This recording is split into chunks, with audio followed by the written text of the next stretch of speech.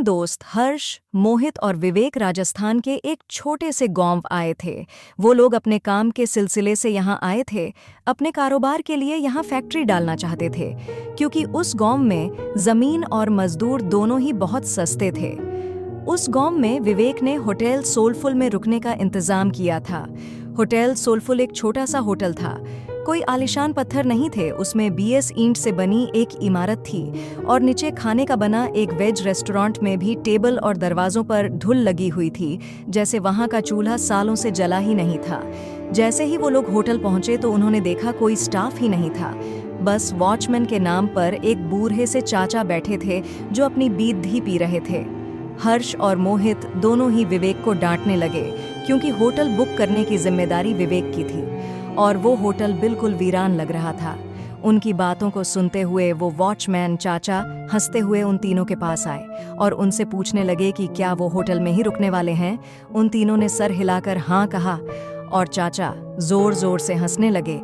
हंसते हंसते ही फिर उन्होंने चलना शुरू किया। कुछ गुनगुनाते हुए वहां से चले गए। उन तीनों ने वॉचमैन चाचा को पागल समझकर उनकी बातों पर ध्यान नहीं दिया। तभी रिसेप्शन पर एक आदमी आया, एक लंबा सा घनी दाढ़ी वाला आदमी आया। उसने उन्हें रूम की चाबी दे दी। वो लोग ऊपर अपने कमरे में गए। उन्होंने अपना सामान रखा और कुछ देर आराम करने लगे। हर्ष को अचानक प्यास लगने लगी और कमरे में पानी नहीं था। हर्ष जैसे ही पानी लेने कमरे से बाहर निकला, उसे पायल की झंकार सुनाई दी। ऐसी आवाज जैसे कोई पायल पहने भाग रहा हो। हर्ष डर गया।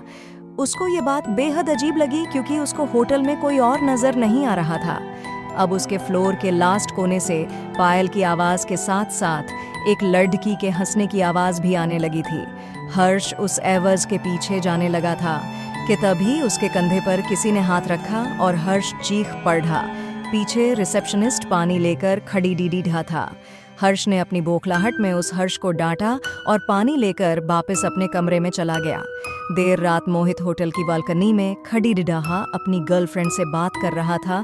उस बालकनी से हाईवे का रास्ता साफ दिखाई देता था। अचानक उस रास्ते पर एक एक्सीडेंट होता हुआ दिखा। मोहित चौंक गया। वो जैसे ही वो नीचे दौड़ लगाने के लिए जैसे ही मुद्दा, तो उसके पीछे सफेद कपड़ों में एक बूढ़ा आदमी खड़ा था। उस आदमी की लंबी सी सफेद दाढ़ी और चेहरे पर ढेर सारी झुर्रियां थीं। मोहित उस आदमी को देखकर घबरा गया था, क्योंकि वो आदमी सिर्फ हाईवे की तरफ देखकर मुस्कुरा रहा था। उसने मोहित को देखा और उसने हंसना बंद कर दिया। वो आदमी जैसे ही मोहित की ओर चला, मोहित डर कर अपने कमरे में आ गया। कमरे में आकर जब मोहित ने खिड़की से जब हाईवे पर देखा तो वहां कोई एक्सीडेंट नहीं हुआ था। अगले दिन तीनों फैक्ट्री की साइड देखने निकले, लेकिन गाड़ी शुरू होकर थोड़ा आगे ही बढ़ी थी, तभी बंद हो गई। साइड पर जाने के लिए कोई बस या सवारी भी नहीं थी। तो उन तीनों ने रिसेप्शनिस्ट को कॉल करके पूछा, तो उसके कहने पर एक मैकेनिक को बुलाया। 3 घंटे बाद जब मैकेनिक आया तो उसने गाड़ी को थोड़ी देर तक देखने के बाद कि गाड़ी को वर्कशॉप पर ले जाना पड़ेगा। वो तीनों मैकेनिक के साथ ही उसकी गाड़ी में चले गए और साइड पर उतर गए। साइड देखते देखते शाम हो गई थी। उनको मैकेनिक का कॉल आया कि उनकी गाड़ी पूरी तरह से बिगड़ चुकी है और वो कब तक बनेगी कहाँ नहीं जा सकता। अब उन्होंने वापस जाने के लिए एक ट्रक वाले से बात की और उस ट्रक वाले को होटल पर खाना खाने का लालच दिया। लेकिन जब उन्होंने उस ट्रक वाले के सामने होटल सोलफुल का नाम लिया, तब वो ट्रक वाला बेहद घबरा गया। उस ट्रक वाले ने उन्हें बताया कि उस होटल में भूतों का बसेरा है। उसने कहा कि होटल सोलफुल एक कब्रिस्तान के ऊपर बनाया गया था। एक नहीं बल्कि 100 से भी ज्यादा भूत वहां रहते हैं और इसलिए वहां कोई भी नहीं जाता। हर्ष और मोहित के साथ हुए हादसों ने उन्हें सोचने पर मजबूर तो किया, पर विवेक भूत प्रेत ऐसी चीजों में नहीं मानता था। उसने ये बात रफा दफा कर दी और ट्रक ड्राइवर से कहा कि वो उन्हें होटल से थोड़ा दूर ही उतार दे। बहुत मनाने के बाद वो ट्रक वाला मान गया और वो तीनों जैसे तैसे होटल पहुंचे। देर रात हो चुकी थी और तीनों कमरे में आराम कर रहे थे। विवेक भी लेटे लेटे अपने फोन से खींची फोटो देख रहा था, लेकिन अचानक वो उठकर बैठ गया। ऐसा लग रहा था जैसे उसके होश ही उड़ गए हों। उनकी तस्वीरों में उनके ही कमरे में बहुत सारे बच्चे दिखाई दे रहे थे। वो बच्चे शायद उस होटल में बसे भूत ही थे। विवेक का पूरा शरीर ठंडा डी डट गया। उसने हर्ष और मोहित को जब फोटोज के बारे में बताया तो वो तीनों बहुत घबरा गए। वो उस होटल के रिसेप्शनिस्ट को ढूंढते हुए नीचे आए, लेकिन उस आदमी का नामो निशान ही नहीं था। वहां उन्हें वो बूढ़े चाचा बैठे हुए मिले। उन्होंने ये सब उस बूढ़े चाचा को बताया तो उस बूढ़े चाचा ने हंसते हुए कहा कि जब वो होटल के अंदर आए थे तो 4 आत्माएं तो उनकी गाड़ी के ऊपर बैठी हुई थी। उन्होंने बताया कि होटल सोलफुल में पिछले 20 साल से भूतों का बसेरा है। जब से होटल बना था तब से यहाँ के भूत होटल में आने वाले को जिंदा वापस जाने नहीं देते। किसी के एक्सीडेंट करा देते हैं तो किसी को आत्महत्या करने पर मजबूर कर देते हैं। फिर होटल की बालकनी की ओर इशारा करके बताया कि वहां देखो, वो सफेद कुर्ते में एक बूढ़ा आदमी खड़े है।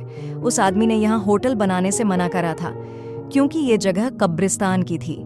लेकिन कुछ महीनों बाद होटल के सामने वाली रोड पर एक्सीडेंट से उस आदमी की मौत हो गई थी और आखिर में उसने बताया कि उनकी गाड़ी ठीक नहीं होने वाली। वो गाड़ी अपने साथ कई साए ले गई थी। होटल में रहने वाले उन बच्चों की आत्माओं को वो गाड़ी पसंद आ गई थी और शायद इसीलिए वो तीनों अभी तक जिंदा भी थे।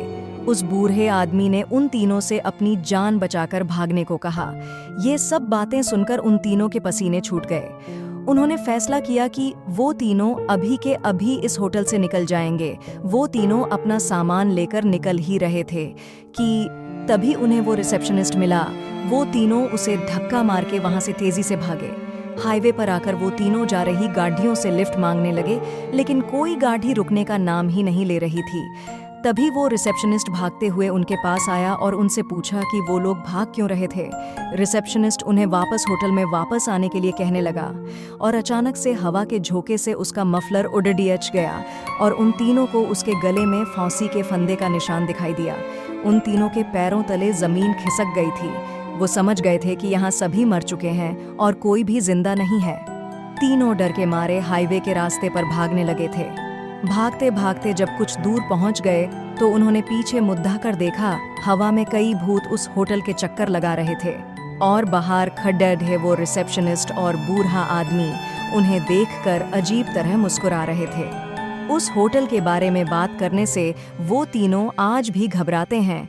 उनकी जान तो बच गई थी, पर जिंदगी भर के लिए उनके मन में डर बैठ गया था।